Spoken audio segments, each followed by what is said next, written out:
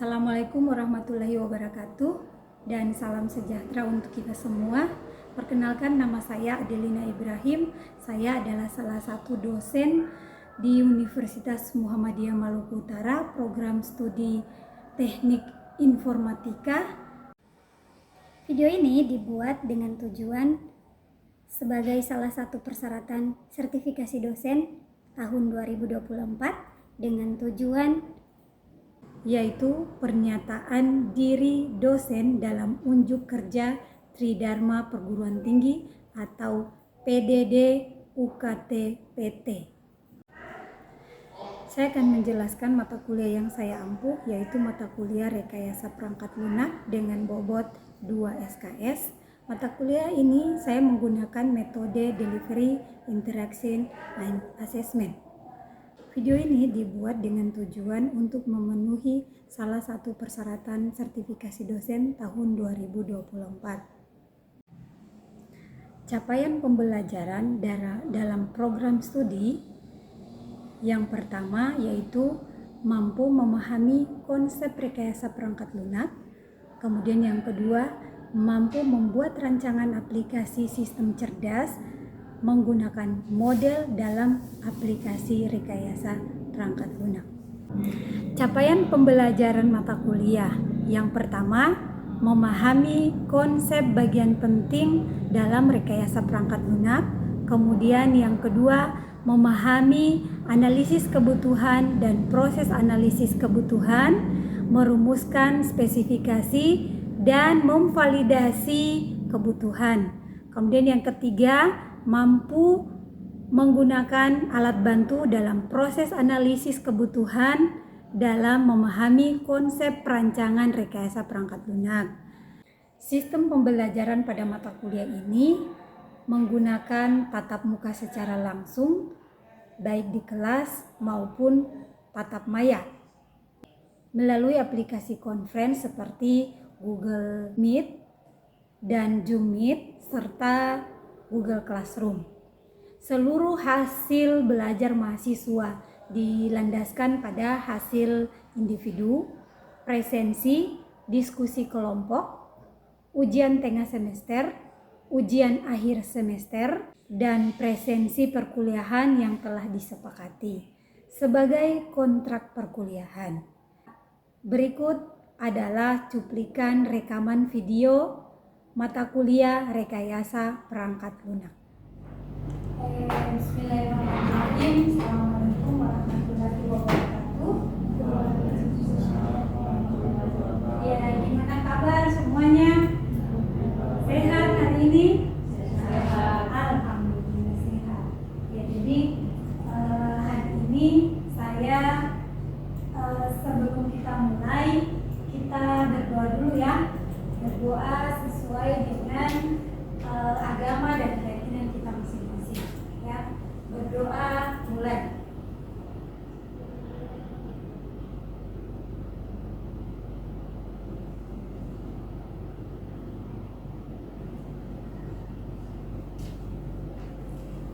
Ya, berdoa selesai.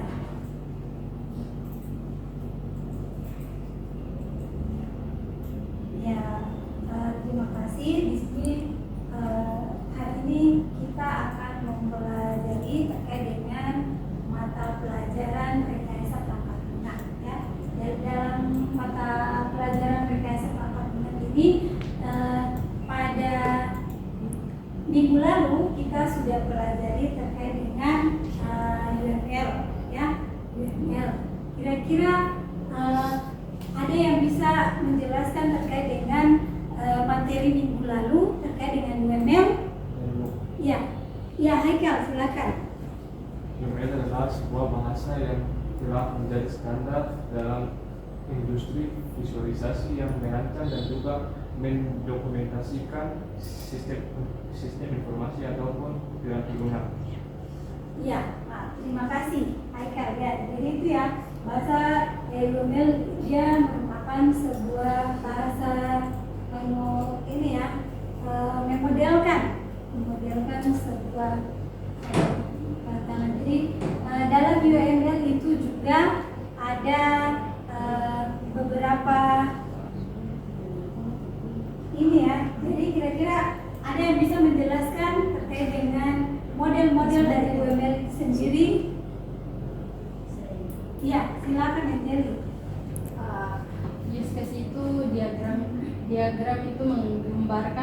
fungsionalitas yang diharapkan dari sebuah sistem. Dan sebuah use case juga mempresentasikan sebuah interaksi antara aktor dengan sistem. Ya, terima kasih. Jadi ada beberapa model ya, ada use case diagram, kemudian ada diagram activity. Ya, jadi yang kita pelajari sekarang terkait dengan diagram activity. Ya, jadi tujuan dari pembelajaran ini ya, jadi bagaimana mahasiswa itu dapat memahami dan menggunakan diagram activity. Kemudian dalam mata kuliah kali ini topik pembahasannya yaitu ada dua ya, ada diagram activity dan simbol-simbol pada diagram activity.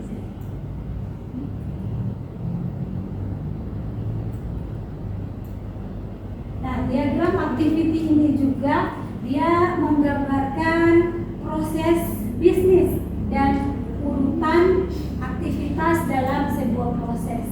Ya, diagram activity dipakai pada business modeling untuk memperlihatkan urutan aktivitas proses bisnis.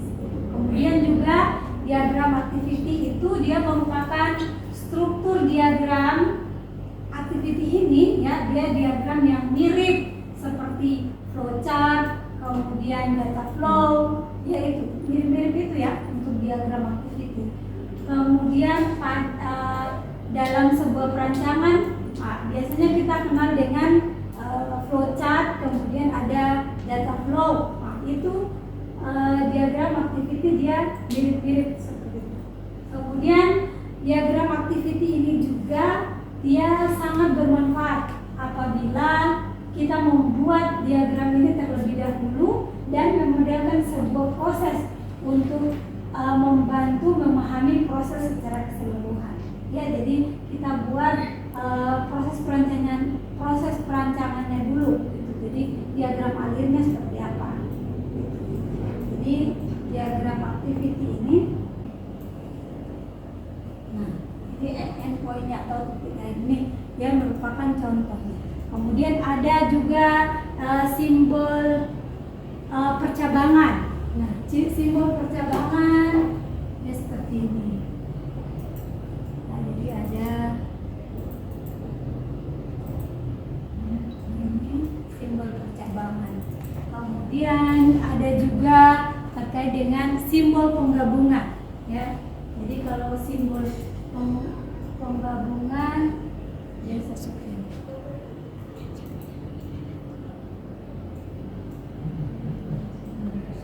Simbol penggabungan. Kemudian ada simbol decision. Nah, ini ya. Sebuah activity diagram selalu dimulai dengan start awal atau initial node. Dan kemudian diakhiri dengan simbol akhir penelusuran final node. Ya, jadi ada contoh ya, contoh seperti ini. Ini apa? Titik awalnya di sini, start node-nya. Kemudian ada juga ini end node-nya.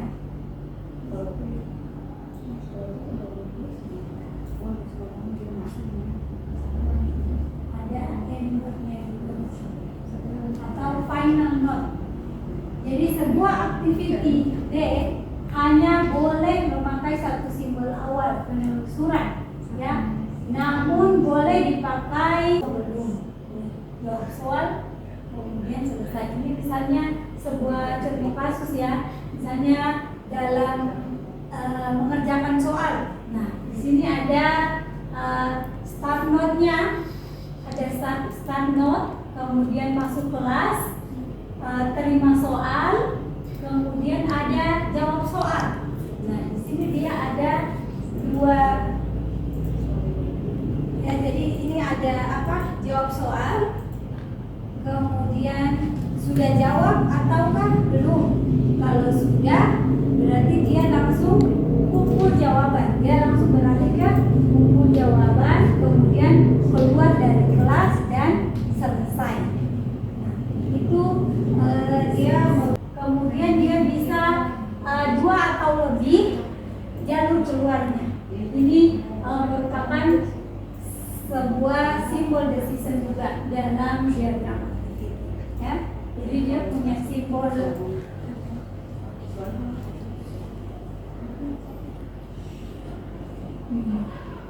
Ini ada simbol masuknya, kemudian ada juga simbol keluar. Ini contoh daripada simbol decision. Jadi hanya ada satu jalur masuk, kemudian ada 2 atau lebih jalur keluar. Kalau di sini dia ada 3 jalur keluar, ya.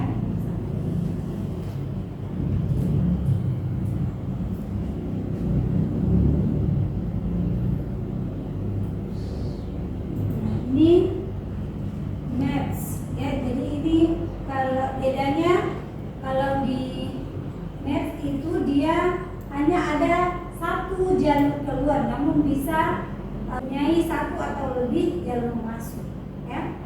Jadi dia beda. Kalau tadi di decision tadi dia 1 jalur masuk, ya. Kalau ini dia hanya ada satu jalur masuk. Ini decisionnya.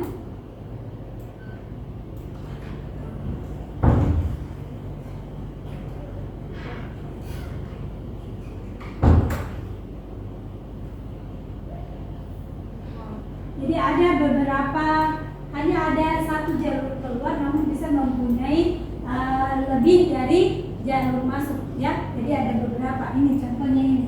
Ini dia jalur keluarnya nih 1, tapi jalur masuknya tuh bisa lebih dari 1.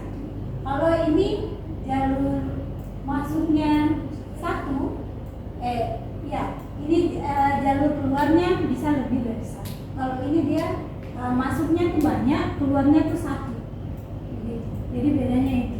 Ini dia ada 1 jalur keluar, namun bisa mempunyai kurang lebih dari 1, ya, jalur masuk ini. Jalur masuk ada 1, 2, 3, 4, 5. Ada 5. Kemudian jalur keluarnya tuh cuma 1. Itu bedanya.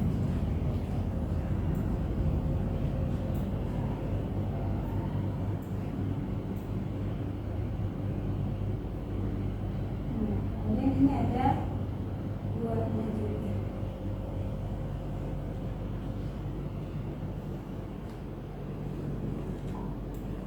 Kalau yang buat vote ini dia menggambarkan suatu aliran, ya. Aliran menyebabkan beberapa atau 2 atau lebih aktivitas yang dikerjakan secara bersamaan. Ya, ini misalnya contoh misalnya dia terima pesanan, kemudian dia buat kwitansi, dan dia bungkus barang. Jadi ada 2 pekerjaan yang dilakukan secara bersamaan. Jadi dia menggambarkan 2 aliran yang dilakukan secara bersamaan. Kalau ini jadi ketika seseorang menerima pesanan, berarti dia ini buat kwitansi dan bungkus barang. Jadi ada 2 gambaran yang digambarkan di sini. Jadi 2 aktivitas yang digambarkan secara bersamaan. Nah, kemudian ini ada juga join. Kalau join di sini menggambarkan 2 atau lebih aliran menyatu untuk melanjutkan ke sebuah aktivitas. Jadi dari sini serahkan pesanan. Jadi dari si fork ini dia langsung ke join, dia langsung gabung jadi 1. Jadi untuk serahkan pesanan, ya. Jadi dari kwitansi sama bungkus barang. Jadi barangnya sudah dibungkus, kemudian langsung tinggal diberikan begitu. Maksudnya di join secara sekaligus, digabungkan secara sekaligus, kemudian diserahkanlah pesanannya dan selesai poinnya ini. End note-nya berarti menunjukkan selesai, pesanannya tuh selesai, sudah diserahkan. Seperti itu.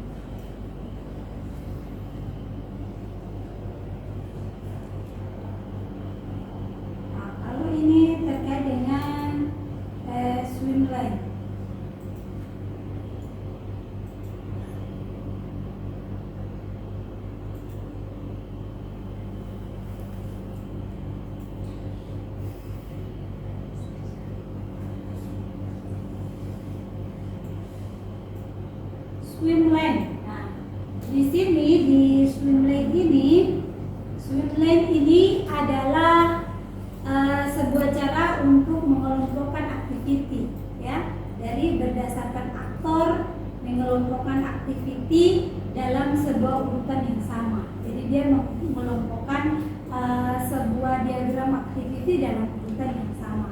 Aktor bisa dituliskan dengan nama aktor maupun sekaligus dengan lambang aktor, ya, stick figure ya. Ya misalnya ada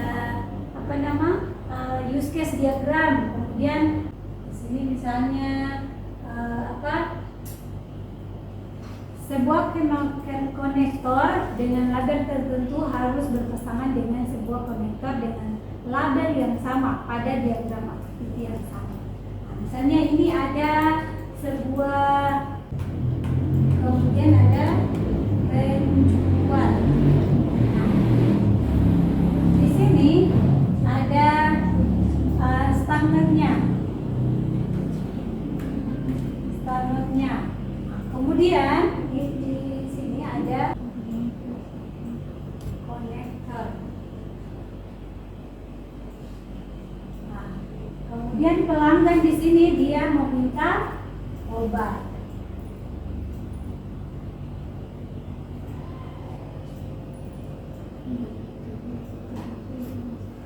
Ya, ketika tampilan activity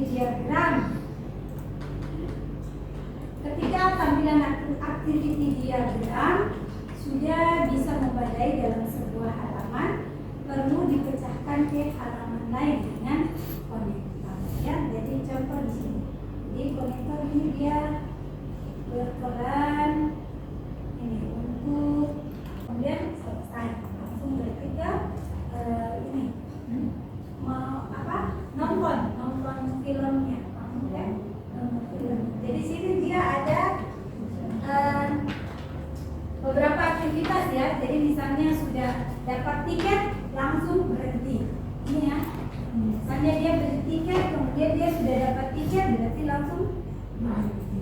Ini contoh diagram activity untuk race condition. Jadi ada kondisi di mana misalnya sudah dapat tiket berarti dia harus berhenti. Tolong. Ini contoh activity diagram untuk flow final node ya.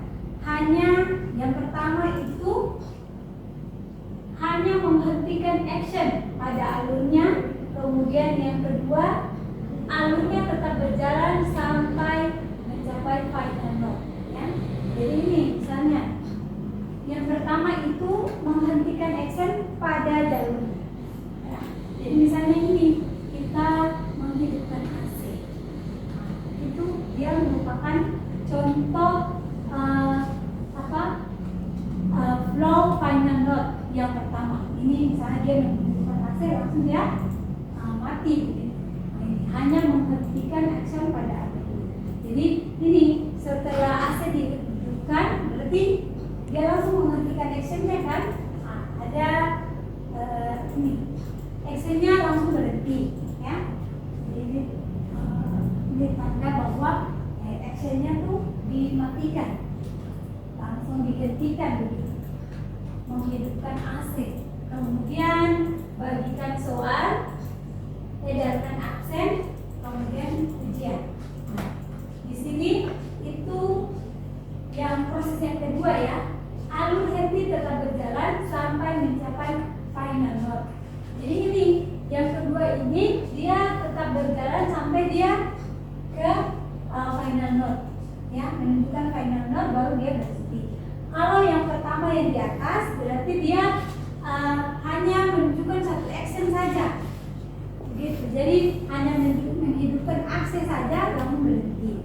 Nah, kalau di sini dia benar-benar terus berjalan menyelesaikan prosesnya sampai dia berhenti.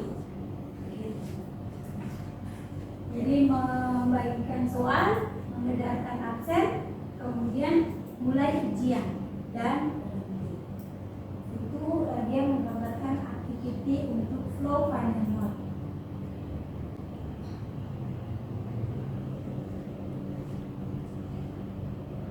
Kemudian ini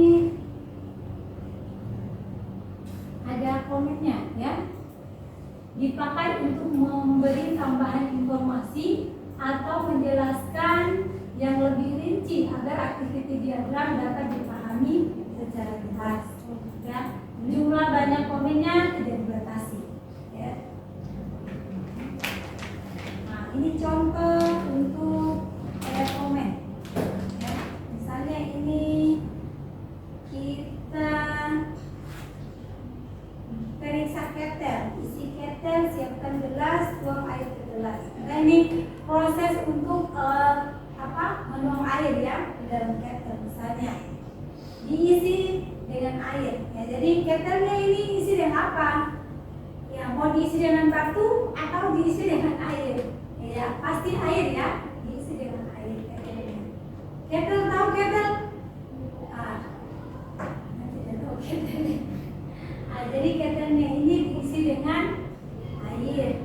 Setelah diisi, kemudian siapkan gelas. Siapkan gelas, kemudian dituanglah air. Nah, ini bisa juga misalnya dikasih komen di sini. Nah, jadi misalnya Anda buat proses activity diagram. Nah, ini buat bisa Anda tambahkan komen di sini. Komen untuk keterangan ya sebuah proses, sebuah aktivitas. Nah, itu merupakan contoh komen untuk diagram aktivitas.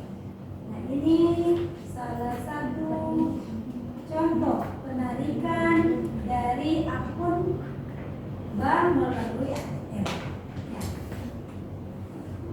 Contoh pertama untuk kasus penarikan bank, penarikan uang dari akun bank melalui ATM.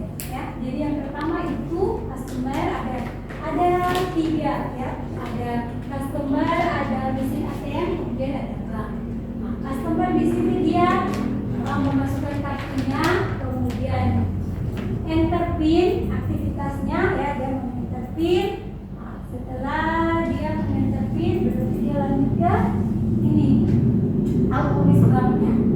Nah, autoris banknya mengecek apakah PIN-nya valid atau tidak ya, PIN-nya sudah valid atau belum. Kalau sudah, berarti dia lanjut ke enter akun.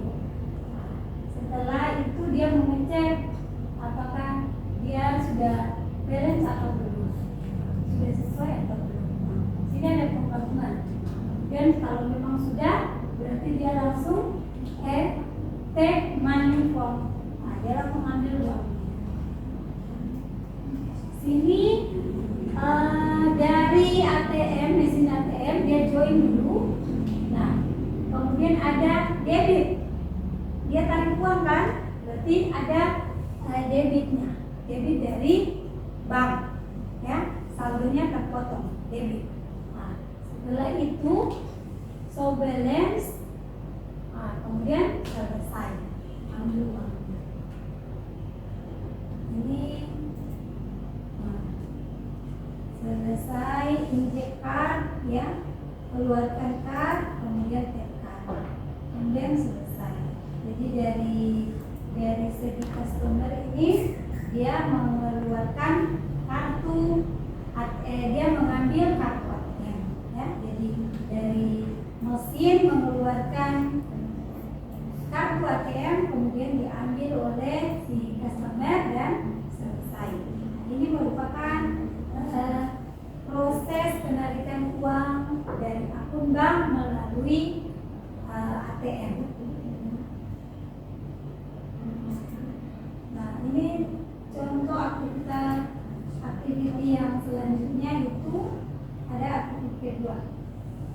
Nah, ini untuk bagian gudang ya, gudang. Nah, dari gudang di sini aktivitas yang ada di gudang. Nah, misalnya bagian gudang memberi informasi data barang yang akan dipesan. Bagian pembeli menerima informasi, kemudian buat SPP dan terima SPP dari suppliernya. Nah, kemudian dari supplier mengirim barang disertai fakturnya ke gudang. Nah, terima barang gudang, dia terima barang dan faktur. Kemudian dari gudang ini dia buat SPBJ.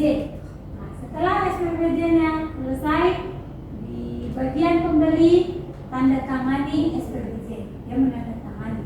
Nah, setelah dia menandatangani, dia terima lagi di bagian supplier.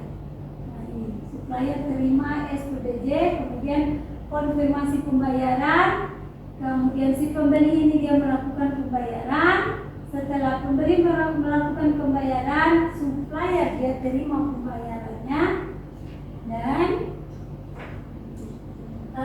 dia buat kwitansi. Si supplier buat kwitansi, kemudian si pembeli ini dia terima kwitansi. Nah, ini proses untuk aktivitas yang ada di gudang, ya, bagian gudang.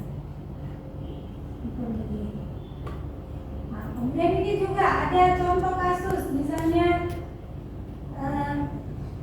aktivitas yang ada di rumah sakit misalnya, atau di dokter praktek misalnya, ada pasien, kemudian ada dokter, kemudian ada staf penjualan.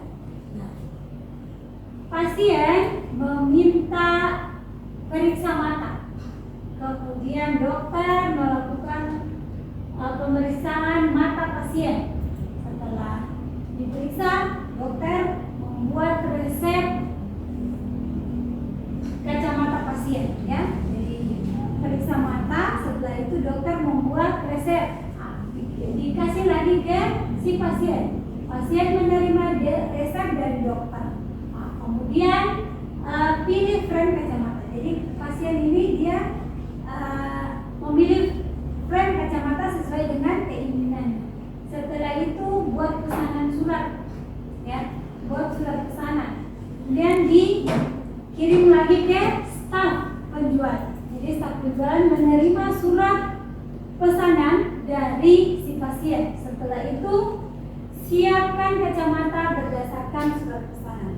Si staf penjual ini dia siapkan kacamata sesuai dengan pesanan dari pasien. Kemudian buat nota tagihan. Setelah itu nota tagihan dikirim ke pasien lagi. Pasien menerima nota tagihan. Setelah nota tagihan diterima, pasien melakukan pembayaran sesuai dengan nota tagihan.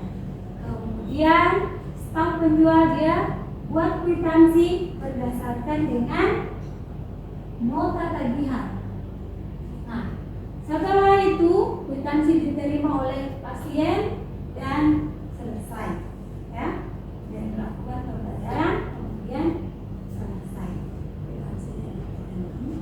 Ini aktivitas yang ada di misalnya contoh misalnya rumah sakit ataukah dokter praktek mata, ya, ini contoh kasus.